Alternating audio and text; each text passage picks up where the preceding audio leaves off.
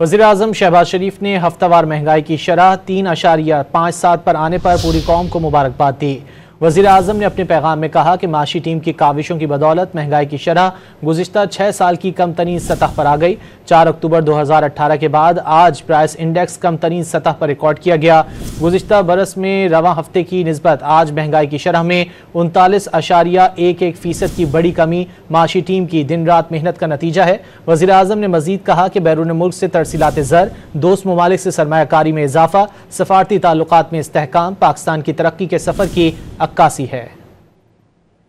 वज़ीर-ए-आज़म शहबाज शरीफ ने हफ्तावार महंगाई की शरह 3.57 पर आने पर पूरी कौम को मुबारकबाद दी। वज़ीर-ए-आज़म ने अपने पैगाम में कहा कि माशी टीम की काविशों की बदौलत महंगाई की शरह गुज़िश्ता 6 साल की कम तरीन सतह पर आ गई। 4 अक्टूबर 2018 के बाद आज प्राइस इंडेक्स कम तरीन सतह पर रिकॉर्ड किया गया।